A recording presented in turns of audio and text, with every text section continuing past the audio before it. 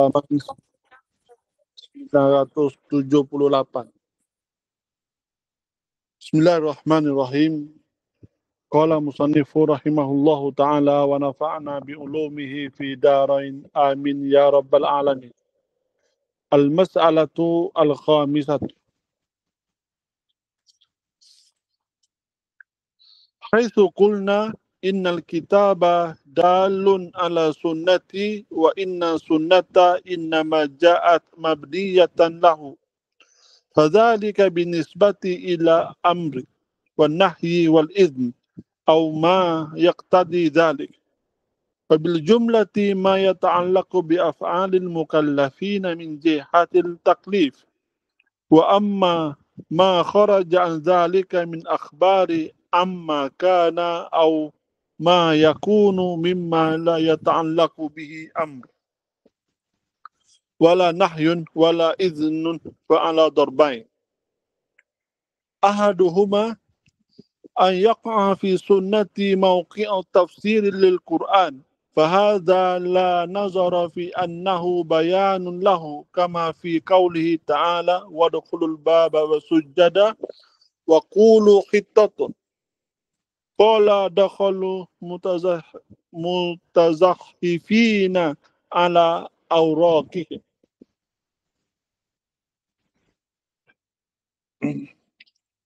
وفي قوله فبدل الذين ظلموا قولا غير الذي قيل لهم قالوا حبة في شعرة. وفي قوله وكذلك جعلناكم أمة وسطا الآية. قال يدعى نوح فيقال له هل بلغت فيقول نعم فيدعى عن قومه فيقال هل بلغكم فيقولون ما أتانا من نذير وما أتانا من أحد فيقال من شهود فيقال محمد وأمته قال فيؤتى بكم تشهدون أنه قد بلغ فذلك قول الله وكذلك جعلناكم أمة وسطا لتكونوا شهداء على الناس ويكون الرسول عليكم شهيدا. وفي قوله كنتم خير أمة أخرجت للناس قال إنكم تمتون 70 أمة أنتم خيرها وأكرمها على الله. وفي قوله بل أحياء عند ربهم يرزقون إن أرواحهم في طير خضر تصرخ في الجنة حيث شاءت وتأوي إلى قناديل معلقة بعرش للآخر الحديث. وقال ثلاث إذا خرجنا لا ينفع نفسا إيمانها لم تكن آمنت من قبل الآية. الدجال والدابة وطلوع الشمس من مغربها. وفي قوله وإذا أخذ ربكم من بني آدم من ظهورهم ذريتهم الآية. قال لما خلق الله آدم مسح ظهره فسقط من ظهره كل نسمة هو خالقها من ذريته إلى يوم القيامة.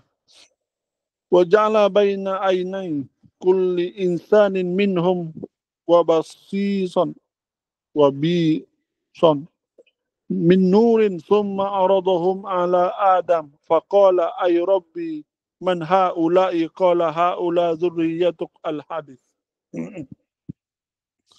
وفي قوله قال لو أن لي بكم قوة أو أويها إلى ركن شديد قال ورحمة الله على لوط إن كان ليأوي وإلى ركن شديد إذ قال قال لو أن لي بكم قوة أو أويها إلى ركن شديد فما بعث الله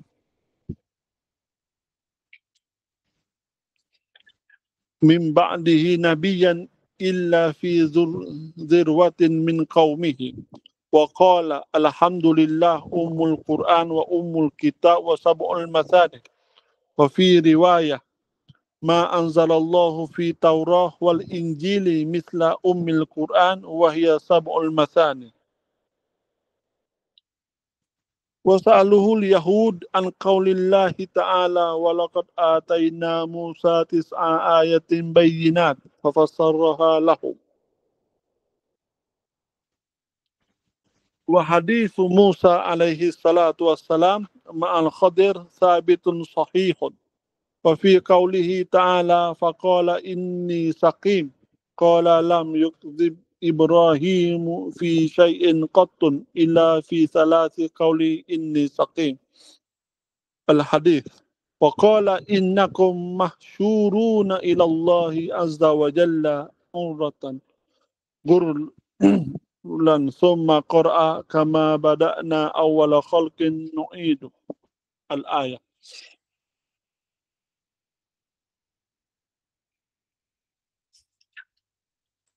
وفي قوله إن زل إن إن زلزلة الساعة شيء عظيم قال ذلك يوم يقول الله لآدم أبعث بعث النار الحديث.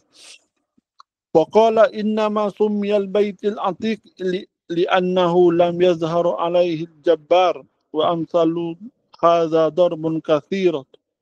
والثاني ألا يقع موقع التفسير ولا فيه معنى تكليف اعتقادي أو عملي فلا يلزم أن يكون له أصل في القرآن لأنه أمر زائد على موقع التكليف. وإنما أنزل القرآن لذلك فسنة إذا خرجت على ذلك فلا حرج.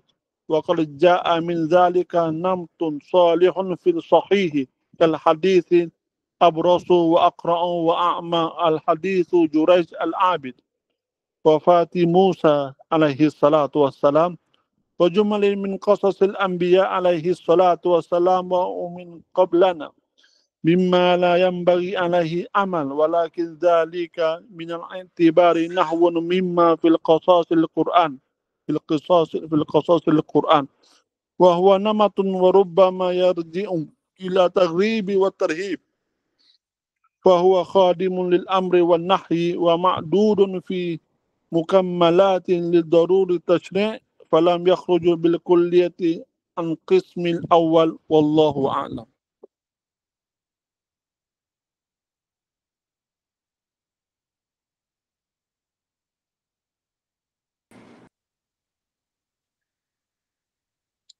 بارك الله فيكم وجزاكم الله خيرا وزادكم الله علما وفهما وحرصا. بسم الله الرحمن الرحيم. الحمد لله رب العالمين والصلاة والسلام على أشرف الأنبياء والمرسلين وعلى آله وصحبه أجمعين. سبحانك لا علم لنا إلا ما علمتنا إنك أنت العليم الحكيم. ولا حول ولا قوة إلا بالله العلي العظيم. اللهم اجعل أعمالنا كلها صالحة ولوجهك خالصة ولا تجعل فيها لأحد شيئا. أما بعد، فخير ما أحييكم به تحية الإسلام وتحية الإسلام السلام. السلام عليكم ورحمة الله wabarakatuh. Alhamdulillah, pertamanya mengucapkan syukur kepada Allah Subhanahu Wa Taala kerana pada malam ini sekali lagi kita dapat sama-sama untuk meneruskan pembacaan kitab Al-Muwafaqat karangan Imam Abu Ishaq Asy-Syatibi rahimahullah taala. Dan kita masih lagi dalam perbicaraan mengenai sunnah dan juga kedudukan sunnah apabila dikaitkan dengan Al-Quran Karim. Yang mana pada masalah yang keempat sebelum ini kita telah bicarakan kaedah yang dibawakan oleh Imam Syatibi mengenai kedudukan sunnah. Jadi pada masalah yang kelima ini juga masih lagi berkenaan dengan hubungan antara kitab dan sunnah dan bagaimana sunnah itu menjadi penjelas ataupun bayan menjelaskan apa yang terkandung di dalam Al-Quran. Jadi kaedah yang dibawakan oleh Imam Syatibi pada masalah yang kelima ini iaitu apabila Imam Syatibi menyatakan innal kitaba dalun ala sunnati wa inna sunnata innama ja'at mubayyinatun lahu. Kaedah yang telah dibawakan Imam Syatibi bahawa Al-Quran itu telah ada dalam kandungannya perkara-perkara yang terkandung dalam sunnah. Dalun ala sunnah. So sebelum kita dah bawa bahawa sunnah itu ambil daripada Al-Quran. Asalnya Al-Quran, kemudian syarahannya pada sunnah. Imam Syatibi telah jelaskan perkara tersebut. Bagaimana sunnah itu sebagai bayan dan ataupun yang mengambil daripada Al-Quran itu sendiri. Mana Al-Quran itu yang menunjukkan pada sunnah. Sebagai dalun ala sunnah. Wa innama ataupun wa inna sunnata innama ja'at mubayyinatun lahu. Jadi sunnah ini dia datang sebagai mubayyinah, sebagai bayan, penjelas, menjelaskan, ditubayyina linnas. Jadi apa yang dimaksudkan bahawa Al-Quran ada sebagai petunjuk dalun ala sunnah yang menunjukkan apa yang akan dijelaskan oleh sunnah dan sunnah itu sebagai penjelas. Maksudnya fadzalika binisbati ilal amri wan nahyi wal idhn. Iaitu kaedah ini adalah berkenaan dengan hukum hakam. Mana berkenaan dengan wajibnya, sunatnya, haramnya, makruh dan izin dan juga mubah. Mana berkenaan dengan hukum taklifi lah secara umumnya, berkenaan dengan hukum hakam.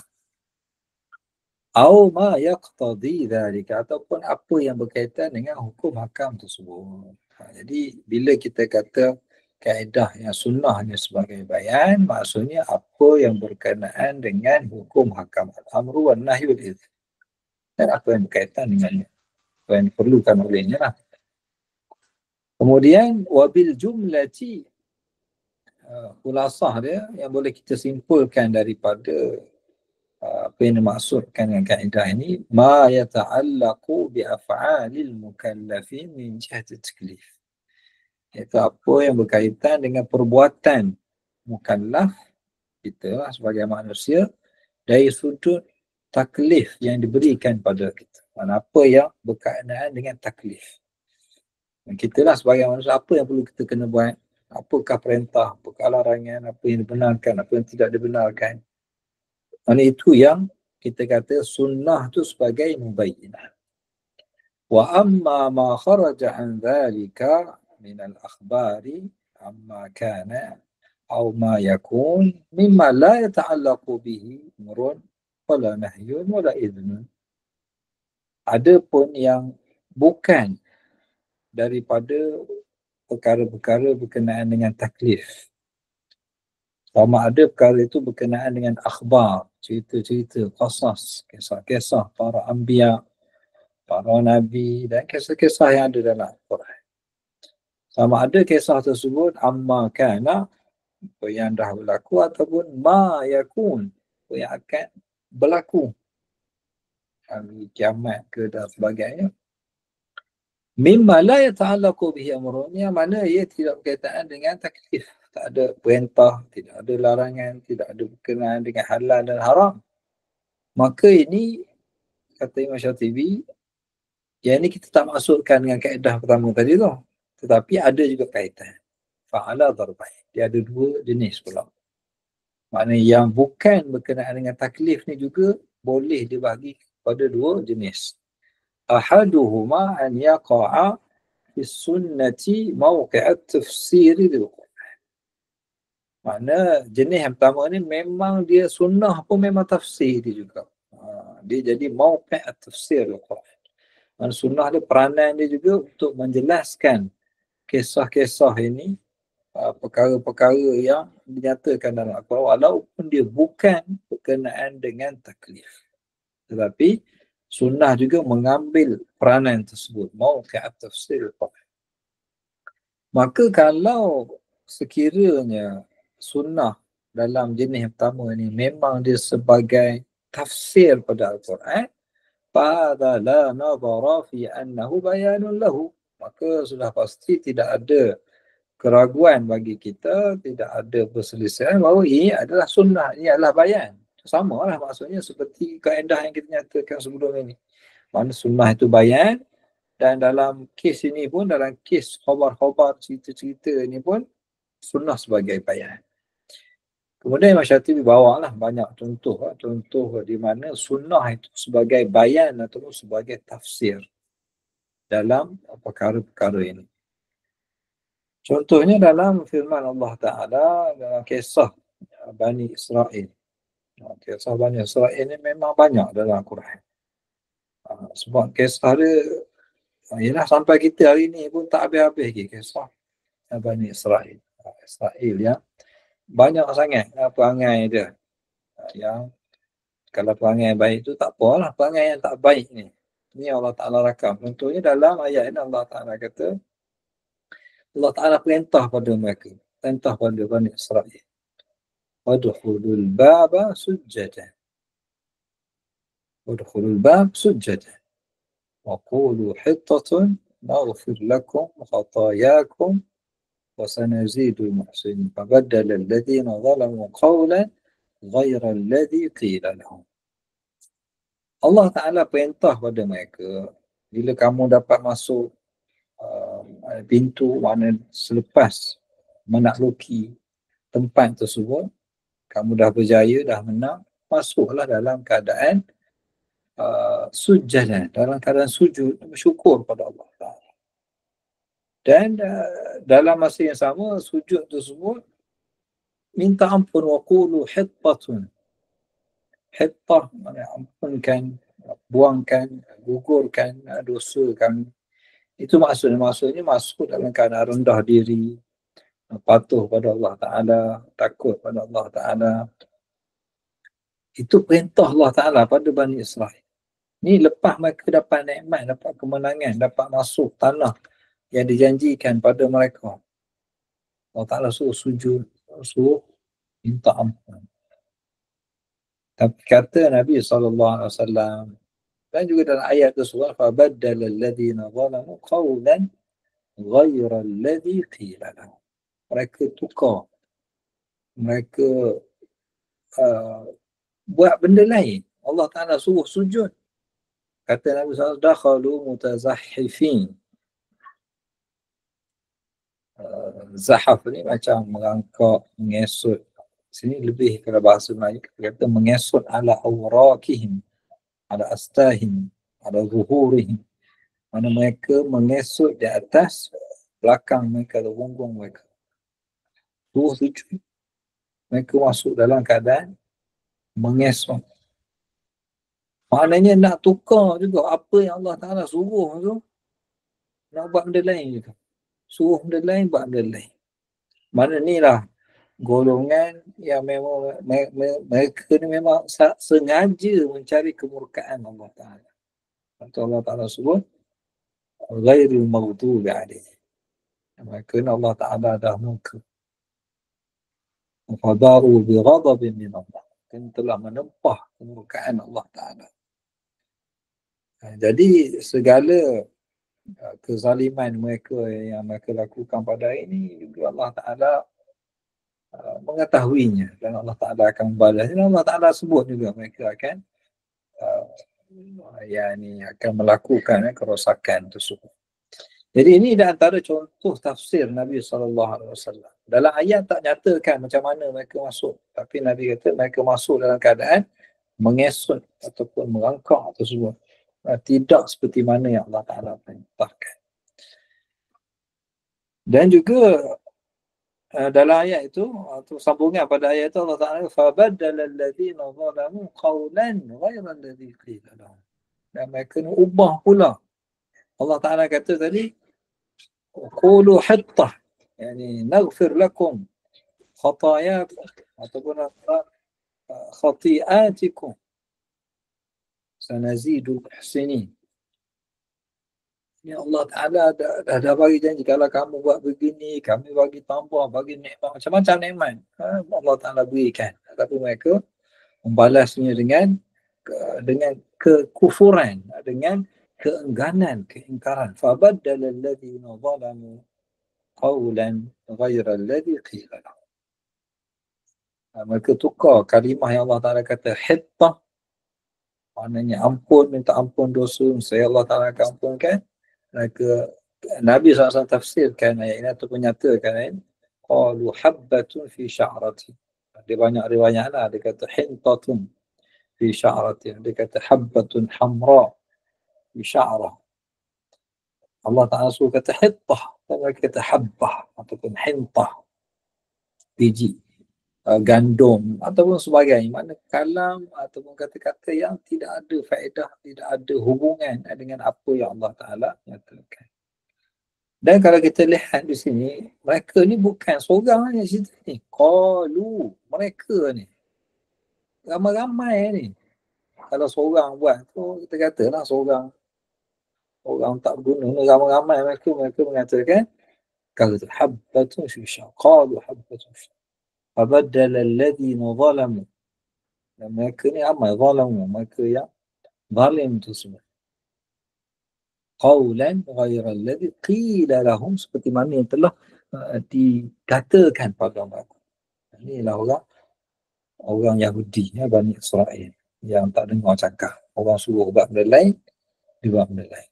Allah Ta'ala suruh buat benda lain, dia suruh buat benda lain. Ini mereka Bani Israel ni, zaman ni nampak mukjizat, tengok laut terbelah, macam-macam mukjizat Nabi Musa mereka nampak. Mana sepatutnya mereka ni lah orang paling beriman, paling taat, paling takut. Tapi mereka ni lah yang paling ingkar pada Allah Ta'ala. Tak nak taat pada perintah Allah Ta'ala. Jadi apatah lagi pada zaman ini, Bani Israel semakin sombong, semakin bongkar, semakin takabur pada Allah Subhanahu Wa Ta'ala. Yang mana khulasahnya Allah Ta'ala kata mereka ni adalah ba'u bi ghadabin min Allah. Mereka telah menempah kemurkaan Allah Subhanahu Wa Ta'ala.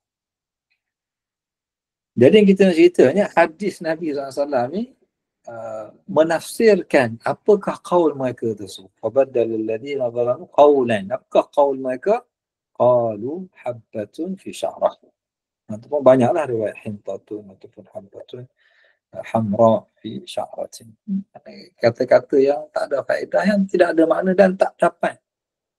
Yang Allah Ta'ala kata sanazidul muhsinin. Allah Ta'ala akan boleh tambah lagi, mereka tak nak. Yang mana yang Allah Ta'ala nak beri pada mereka, kelebihan, macam-macam kurniaan, mereka tak nak. Mereka tolak tersebut, mereka buat apa yang mereka nak. Itu contoh tafsir sunnah Nabi SAW. Wa fi qawlihi, dan juga dalam ayat yang ini contoh yang lain, tafsir yang lain. Wa kadzalika ja'alnakum ummatan wahidah. Kalau akhirnya ja'alnakum ummatan wasata. Ummatan wasata. Ummatan wahidah. Qala, nak ceritanya ayat ini Nabi SAW tafsirkan apakah maksudnya ja'alnakum ummatan wasata. Apakah maksud ummatan wasata tersebut? Dalam ataupun dalam sebenarnya ummatan wasata litakunu, sambungannya lah, litakunu syuhada'a 'alan nas wa yakuna ar-rasul 'alaikum syahida. Jadi ayat ini kata Nabi SAW, maknanya Nabi SAW tafsir pada apa yang akan berlaku nantilah, di mana umat Islam Antum maknanya ja'alnakum antum ummatan wasatan litakunu syuhada'a 'alan nas, menjadi saksi kepada manusia. Ini pada hari kiamat nanti, di mana Nabi Nuh alaihissalam dikatakan kepada Nabi Nuh pada hari kiamat setelah dibangkitkan, hal balagh, adakah engkau telah sampaikan makna risalah. Nabi Nuh 950 tahun menyampaikan risalah, menyampaikan perutusan Allah Ta'ala. Maka Nabi Nuh mengatakan fayaqulu na'am. Nabi Nuh kata, ya, aku sampaikan. Kemudian kaum Nabi Nuh ni, dia punya kekufuran mereka ni, bila dikatakan adakah Nabi Nuh telah sampaikan, hal balaghakum, adakah Nabi Nuh dah sampai kepada kamu, mereka kata ma atana min nadhir, tak ada Nabi, tak ada nadhir, tak ada peringat. Mana mereka nak terlepas lah. Tak ada orang datang, tak ada Nabi, tak ada Rasul, tak ada satu beritahu pada kami. Kami tak tahu kan. Wa ma atana min ahad. Mana mereka nak engkar Nabi Nuh alaihissalam. Maka di sini Allah Ta'ala ataupun dikatakan kepada Nabi Nuh, man syuhudu, siapa saksi pada kamu yang mana kamu telah sampaikan risalah kepada kaum kamu. Maka Nabi Nuh menjawab, Muhammadun wa ummatuh. Nabi Muhammad dan umat dia menjadi saksi pada apa yang telah aku lakukan. Maka dibawa yu'ta bikum, maknanya kamu umat Nabi Muhammad akan dibawa menjadi saksi tasyhaduna annahu qad ballagh, bahawa Nabi Nuh telah menyampaikan risalah.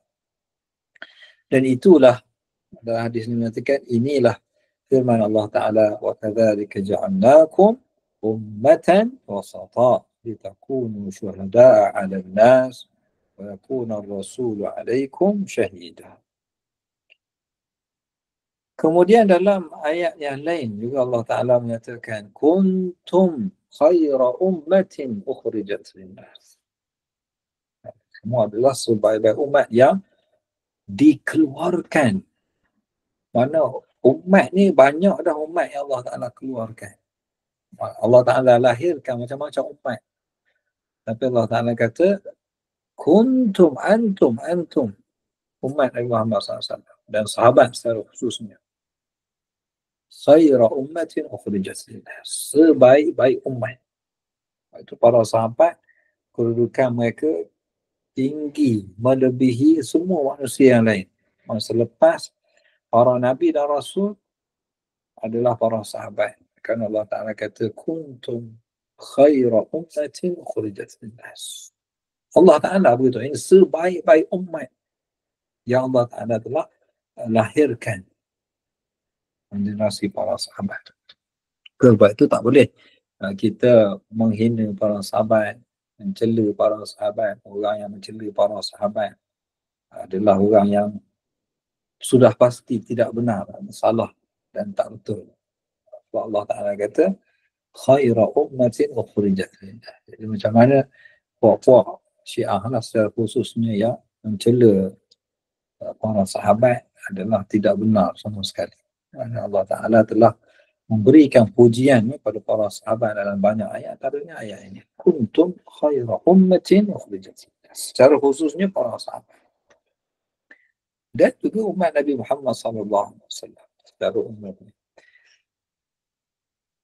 Dalam hadis Nabi SAW menafsirkan ayat ini bahawa innakum tutimmuna sab'ina ummah antum khairuha wa akramuha 'ala Allah. Mana kamu adalah umat yang ke-70.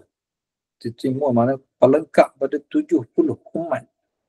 Dan kamulah yang paling baik dan paling mulia di sisi Allah Ta'ala. Nak apa lagi? Apakah kebaikan, kemuliaan yang lebih besar bila Allah Ta'ala mengatakan kuntum khaira ummatin ukhrijat lin-nas ta'muruna bil ma'ruf tanhauna 'anil munkar tu'minuna billah. Dan juga dalam contoh ayat, mana nak cerita tafsir Nabi SAW kepada ayat tersebut. Dan juga contoh yang lain, Allah Ta'ala menyatakan berkenaan dengan para syuhada, orang yang meninggal dunia di jalan Allah Ta'ala, syahid. Bal ahya'un 'inda rabbihim yurzaqun. Para syuhada ni Allah Ta'ala kata tak mati, mereka ni hidup, ahya. Kita ni yang menghidupkan kita Allah Ta'ala, yang matikan kita Allah Ta'ala. Jadi Allah Ta'ala kata para syuhada ni tak mati. Bal ahya, bahkan mereka ni hidup, inda rabbihim. Mereka bukan duduk indana, bukan mereka duduk sama kita, hidup dengan kita kat dunia. Tapi mereka ahya inda rabbihim, inda Allah Subhanahu wa ta'ala. Yurzaqun, mereka diberikan rezeki Allah Ta'ala. Dan fi'al ini tak fi'al mudhari', yurzaqun. Sentiasa dia ada istimrar, dawam, terusan. Mereka hidup dan mendapat rezeki. Maknanya macam kita, kalau kat dunia kita hidup, tiap hari kita dapat rezeki, hiduplah kita. Mereka ni para syuhada, ini Allah Ta'ala punya, bukan jaminan, memang Allah Ta'ala kata inilah balasan diberikan pada para syuhada. Bal ahya'un 'inda rabbihim yurzaqun. Inilah sebenarnya kehidupan Allah Ta'ala yang berikan pada mereka. Jadi nak ceritanya ayat ni ditafsirkan oleh Nabi SAW bahawa sesungguhnya arwahahum fi tayrin khudrin tasrahu fil jannati haythu sya'at fata'wi ila qanadila mu'allaqatin bil arsh ila akhir hadis. Nabi SAW menafsirkan apakah yang dimaksudkan dengan para syuhada ni hidup inda rabbih, iaitu arwah mereka, roh-roh mereka ini Allah Ta'ala dalam hadis tersebut maknanya masukkan ataupun campakkan dalam burung, yang burung khudur ni hijau lah. Tapi benda ni kat syurga, kita tak dapatlah nak bayangkan macam mana keadaannya. Maknanya mereka tu roh mereka bolehlah kita kata masukkan dalam burung tersebut dan mereka terbang bebas di dalam syurga haitsu sya'at. Mana mereka hidup. Mana seolah-olahnya daripada kita memahami hadis ni, mana macam mereka hidup di dalam tubuh burung. Mana hiduplah, mana bukan mati. Hidup. Dan mereka boleh berterbangan tasrahu fil jannah. Mana hidup dalam syurga sebebas-bebas. Dan mereka pergi ke qanadil, tempat macam lampu lah yang bergantung di arsh. Dan begitulah panjangnya kisah hadis. Sebenarnya ceritanya mereka hidup dalam syurga. Ahya'un 'inda rabb. Jadi hadis ini menafsirkan ayat tersebut. Dan juga dalam ayat yang lain juga Nabi SAW menafsirkan ayat thalathun idza kharajna, 3 perkara ini kalau dia keluar, tanda-tanda hari kiamat tu, la yanfa'u nafsan imanuha lam takun amanat min qablu al-ayah. 3 perkara ni kata Nabi SAW, kalau dia dah keluar, tidak ada lagi manfaat iman. La yanfa'u nafsan imanuha. Mana baru nak beriman, ni dah tak ada apa lah. Iman tu tak. Mana kalau iman sebelum. Sekarang ni lah. Maka kamu nak beriman sekarang. Jangan tunggu keluarnya Dajjal, kata Nabi SAW. Mana kalau dah keluar Dajjal, iman dah tak ada manfaat.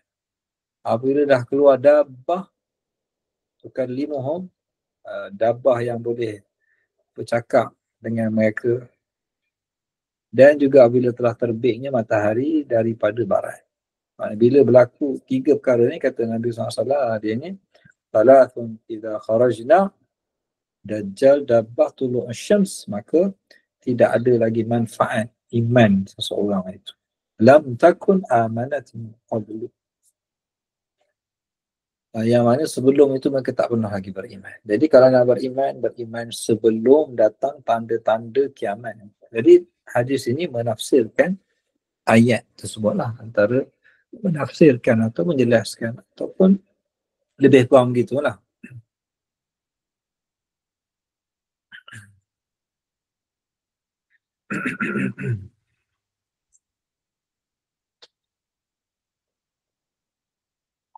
Jadi hadis ini menjelaskan bahawa 3 perkara apabila dah keluar ini maka tidak lagi manfaat jiwa ataupun keimanan seseorang itu.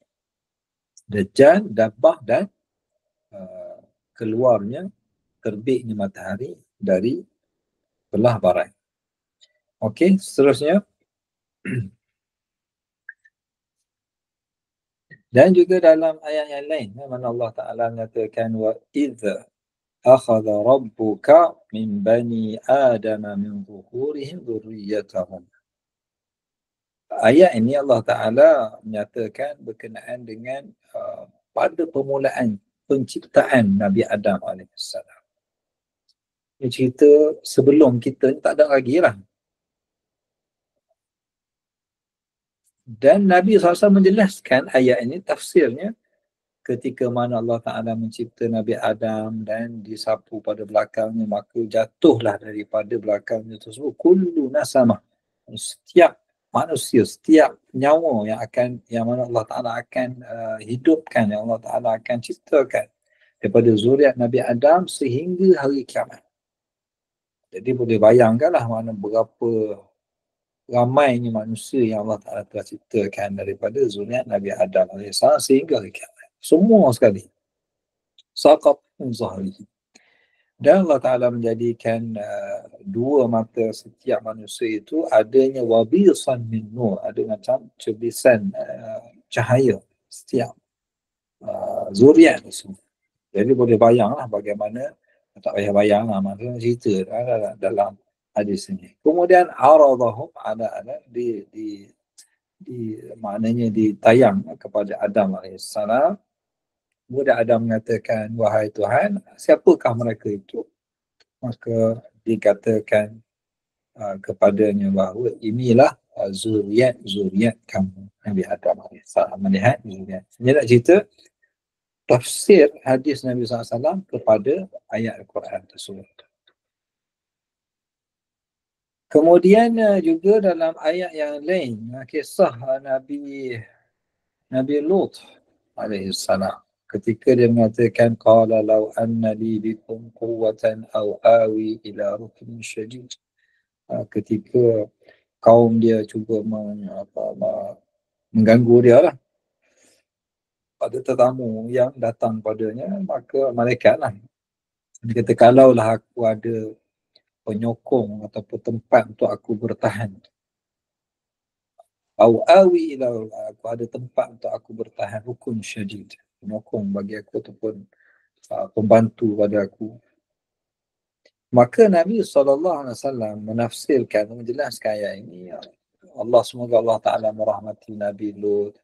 Sungguhnya dia telah maknanya berpegang kepada tempat yang teguh, rukun syadid, ketika mana dia mengatakan kalaulah aku ada kekuatan bagi kaum dia dan ada tempat untuk dia berpegang sebagai tempat yang kuat, penyokong dan sebagainya. Maka kata Nabi SAW, fama ba'athallahu, ketidaklah Allah Ta'ala memutuskan, fama ba'athallah, tidaklah Allah Ta'ala memutuskan seorang Nabi pun atau seorang Rasul pun selepas itu, selepas Nabi Lut alaihissalam, melainkan mereka semua daripada keturunan dan ayat tersebut, fama ba'athallahu min ba'dihi nabiyyan illa fi dhirwatin min qawmih. Maka Allah Ta'ala tidaklah memutuskan mana-mana Nabi, melainkan Nabi itu adalah dhirwatin min qawmih. Makna dhirwah ni ataupun dalam riwayat farwah. Maksudnya dia daripada keturunan yang dihormati lah. Mana contoh Nabi Lut ini, mereka cuba untuk merendah-rendahkannya, hinanya, buat macam seolah-olah tidak ada sesuatu yang memuliakannya. Maka Allah Ta'ala, Nabi SAW mengatakan, fama ba'athallahu, maka Allah Ta'ala tidak memutuskan nabiyyan, mana-mana Nabi selepas Nabi Lut alaihi salam, melainkan fi dzirwatin min qaumi, dari kalangan maknanya zuriat ataupun nasab yang mulia lah, supaya dengan itu kaum tersebut akan menghormati Nabi tersebut dan tidak menghina ataupun merendahkan Rasul tersebut. Itu juga contoh Nabi Lut tadi. Kita seterusnya dalam muka surat seterusnya, Allah Ta'ala nyatakan dalam Al-Quran, contohnya Ummul Quran, Ummul Kitab, Sab'ul Mathani, disebutkan dalam Al-Quran.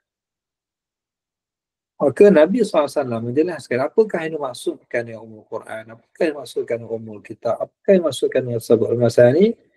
Nabi SAW bersabda, Alhamdulillah, surah Al-Fatihah itu Ummul Kitab, Ummul Quran, wa Ummul Kitab, wa Sab'ul Mathani.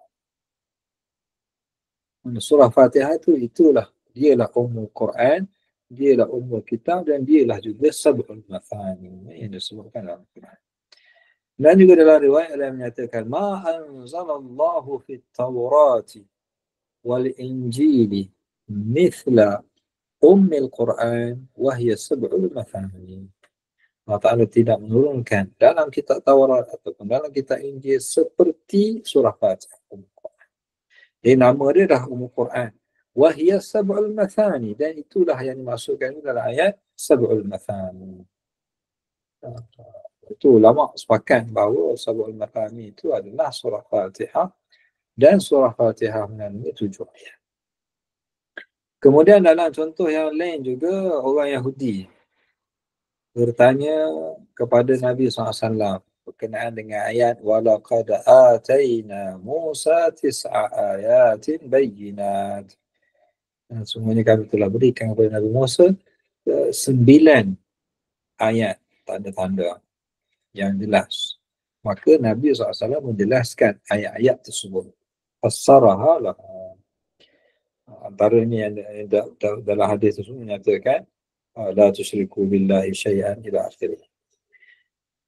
Dan juga penjelasan Nabi SAW kisah Nabi Musa AS yang Allah Ta'ala sebut dalam surah Al-Kahfi. Ma'a Khadir. Thabitun sahih. Hadis tersebut juga hadis yang sahih. Yang ceritanya tafsir Nabi SAW kepada kisah tersebut yang disebutkan dalam Al-Quran. Mana bagaimana kisahnya, macam mana Nabi Musa boleh pergi jumpa kita, sebab apa. Soalannya antara yang disebut dalam hadis, siapakah manusia yang lebih a'lam. Allah Ta'ala kata ada seorang lelaki sebagainya. Jadi itu juga lah tafsir kepada ayat tersebut. Dan juga dalam ayat yang lain, contoh yang lain, Nabi SAW menjelaskan ayat faqala inni saqim, Nabi Ibrahim AS. Nabi SAW mengatakan lam yakdzib Ibrahim fi syai'in qattu. Nabi Ibrahim tidak pernah berbohong melainkan 3 perkara. Ini sebagai ta'rid. Inni saqim, ketika kaum dia ajak Nabi Ibrahim untuk pergi ke pesta mereka. Jadi dia kata aku tak sihat, ini saqim. Dan dia guna ta'rid lah, bukan kadzib secara berterus terang. Dan juga dalam ayat mana Allah Ta'ala mengatakan kama bada'na awwala khalqin nu'idu, sebagaimana kami telah, Allah Ta'ala menyatakan sebagaimana kami telah mulakan awal penciptaan, begitulah juga kami mengulanginya, nu'iduhu. Maka Nabi SAW menafsirkan ayat ini, innakum mahsyuruna ilallah, kamu semuanya akan dihimpun kepada Allah Ta'ala. Bagaimana kamu dihimpunkan? Allah Ta'ala, Nabi SAW sebut uratan ghurlan, dalam keadaan tidak berpakaian dan dalam keadaan makna tubuh yang asal. Makna kalau orang lelaki itu belum sunat lagi lah, belum bersunat lagi, dalam keadaan uratan ghurlan. Jadi itu tafsiran kepada ayat kama bada'na awwala khalqin nu'id, sebagaimana kami telah menciptakan awal penciptaan, begitulah kami orang. Mana kita ni ciptakan dalam keadaan kita lahir daripada perut ibu kita dalam keadaan tidak ada pakaian. Bukan dalam perut ibu tu kita dah ada pakaian kita. Mana begitulah kita lahir, begitulah juga kita akan dikembalikan nanti oleh Allah Subhanahu Wa Taala pada hari kiamat nanti, insya-Allah. Dan seterusnya, contoh lagi yang lain iaitu ayat mana Allah Ta'ala menyatakan inna zalzalatas sa'ati syai'un 'azim. Sungguhnya gegaran gempa hari kiamat ni adalah satu yang sangat azim, yang sangat besar, sangat hebat, sangat dahsyat. Zalzalah, goyangan atau gempaan hari kiamat itu tidaklah seperti gempa bumi yang ada yang kita lihat pada hari ini. Di mana Nabi SAW mengata zalika yauma yaqulu Allahu li Adam ib'ath ba'than nar. Hadis. Ketika mana Allah Ta'ala mengatakan pada Adam, utuslah kumpulan ataupun maknanya golongan yang akan masuk ke dalam neraka. Itu memang zalzalah betul-betul. Yalah, bayangkan kita dalam keadaan pada hari kiamat nanti, Allah Ta'ala kata ni satu golongan akan masuk neraka. Jadi itulah zalzalah sa'ah yang sangat azim. Mana pada hari di mana orang akan mengatakan nafsi, kita hanya tengok diri kita je, selamat pada neraka atau tidak. Jadi itulah zalzalah yang sangat dahsyat pada kiamat. Dan juga dalam ayat Quran Allah Ta'ala sebut berkenaan dengan Baitul Atiq. Ada beberapa ayat, 2 ayat berkenaan wal-yatawafu bil Baitil Atiq. Jadi apakah dimaksudkan dengan Baitul Atiq? Dia Kaabah lah. Summiya al-Bait al-Atiq li'annahu lam yadhhar 'alaihi jubbar. Hadis ini menyatakan bahawa nama dia Baitul Atiq. Atiq ni dalam bahasa Arab banyak maksudlah, antaranya merdeka, bebas, antaranya. Itu maksudnya tua pun sama juga. Tapi dalam hadis ini mengatakan lam yadhhar 'alaihi, maknanya dia bebas daripada orang-orang yang zalim, jabbar, yang ganas, yang zalim lah. Maknanya Allah Ta'ala jadikan Kaabah ni tempat orang yang baik lah, orang yang elok, dan yang menguasai ni juga tidaklah orang yang zalim. Lam yadhhar 'alaihi. Mana kalau ada pun mungkin sekejap, tak ada, gitulah maksudnya, tidak dikuasai oleh orang yang zalim. Jadi khulasah ni kata Imam Syatibi, contoh-contoh berkenaan dengan tafsir daripada sunnah ni banyak. Wa amthilatu al-dhurbi kathirah. Itu jenis yang pertama, maknanya sunnah yang memang dia menafsirkan ayat-ayat Quran. Yang kedua pula kata Imam Syatibi, alla yaqa' mawqi'at tafsir. Maknanya hadis-hadis yang bawa cerita tapi dia bukan menerangkan apa yang ada dalam Quran, mana kisah yang lain, cerita yang lain. Wala fihi makna taklif i'tiqadi, bukan juga berkenaan dengan taklif. Makna cerita-cerita yang ada dalam hadis dia tidak berkenaan dengan taklif ataupun amali, sama ada taklif secara i'tiqadi, keimanan contohnya, ataupun amali secara amal yang boleh kita buat. Maka kaedah kata Imam Syatibi, fala yalzam an yakuna lahu aslun fil Quran. Maka yang ni tak perlu pun kalau kena ada asal daripada Quran. Sebab tadi kita kata kaedah sunnah tu bayan pada Quran. Jadi ada tak maksudnya sunnah tapi tak ada asal pada Quran?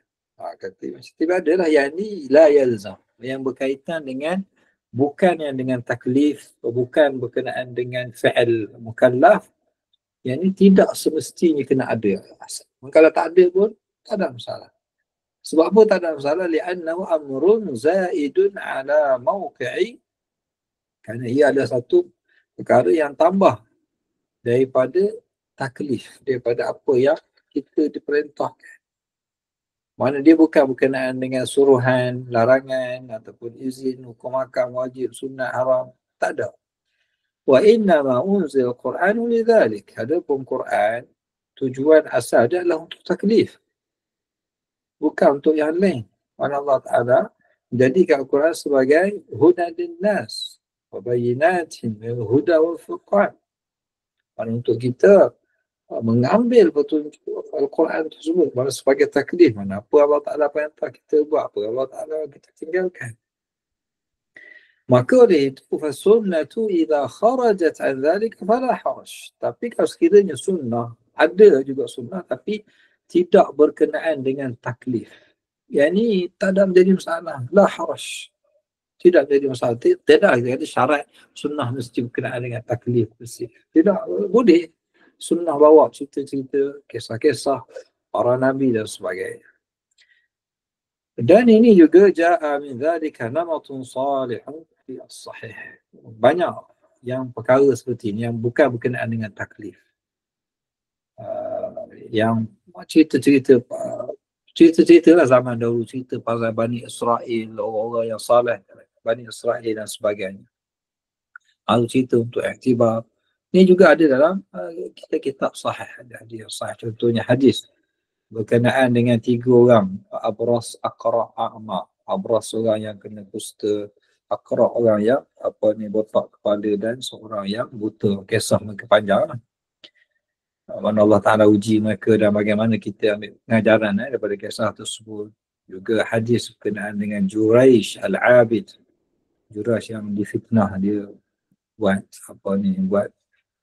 dosa lah, berzina, tapi dia tidak berzina. Kisah Nabi Musa AS ketika dia wafat, bagaimana juga disebut dalam hadis. Dan juga cerita-cerita kisah para Nabi yang disebutkan dalam hadis Nabi SAW. Dan juga kisah Al-Umam, umat terdahulu. Mimma la yanbani alaihi amal, yang mana tidak ada padanya itu satu amal, maksud taklif, mana kena buat perintah amr nahi. Walakin fi dhalika min al-i'tibar, yang mana tujuan adalah untuk kita mengambil i'tibar, pengajaran. Nahwun mimma fil qasas al-Quran, seperti mana dalam kisah-kisah yang disebutkan dalam Al-Quran. Dan ini juga namat rubbama yarju' ila targhib wa tarhib. Ini adalah masuk dalam bab galakan, targhib, galakan orang kita buat beramal saleh, dan tarhib, meninggalkan perkara-perkara yang tidak baik ataupun yang diharamkan Allah Ta'ala. Dan ia adalah khadimun lil amri wal nahi. Dia punya kaitan dengan perintah dan larangan, dia adalah khadim, berkhidmat ataupun memberi sumbangan kepada amr dan nahi. Sebab ada targhib tarhib ni supaya kita buatlah, supaya kita menggalak, supaya galakan untuk kita buat. Wa ma'dudun fil mukammilat li darurat at-tashri'. Dia adalah sebagai pelengkap kepada darurat dalam pensyariatan. Falam yakhruj bil kulliyati al-qism al-awwal, maka dia tidaklah keluar secara kulliyah, secara keseluruhannya daripada kebahagian yang pertama tadi. Wallahu a'lam. Kena nak cerita ni pada bahagian kedua ni, mungkin kita akan dapat cerita-cerita contoh Juraish, cerita pasal Aqra', A'ma, dan tidak ada dalam Quran. Maka kita kata yang ini memang sunnah memang ada bawa untuk iktibar. Maka tidak semestinya kena ada dalam Al-Quran. Cukup dia tu sebagai targhib dan sebagai galakan untuk kita melakukan al-amru dan juga meninggalkan an-nahy. Wallahu a'lam.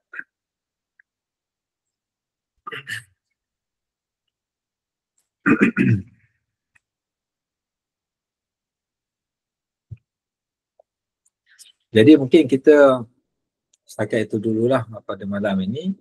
Kita dah selesai masalah yang kelima. InsyaAllah kita akan sambung nanti pada masa akan datang. InsyaAllah kalau tak ada peperangan dan sebagainya, tak ada halangan, InsyaAllah kita sambung lagi pada masalah yang ke-6. Dan Imam Syatibi, kita pun sebenarnya nak habis dah ni masalah berkenaan dengan dalil Quran Sunnah ni. Ada 10 masalah. Masalah yang ke-6 tak banyak lagi lah, 7 ke 8, sebenarnya 10 habis lah. Habis ada 10 masail berkenaan dengan sunnah. InsyaAllah kita selesai juzuk yang ataupun jilid yang keempat. InsyaAllah kita akan berpindah ke jilid yang seterusnya, insya-Allah taala. Jadi kita buka sekiranya ada persoalan tambahan dan sebagainya. Kalau tak ada, kita boleh tangguh dahulu majlis kita dengan tasbih kafarah dan surah Al-Asr. Subhanakallahumma bihamdika asyhadu an la ilaha illa anta astaghfiruka wa atubu ilaik. Bismillahirrahmanirrahim. Al-Asr. Innal insana lafi khusr illa alladhina amanu wa amilus solihat wa tawassaw bil haqq wa tawassaw bis sabr. أقول قولي هذا وأستغفر الله العظيم لي ولكم ولسائر المسلمين والمسلمات وبالله التوفيق والهداية والسلام عليكم ورحمة الله وبركاته.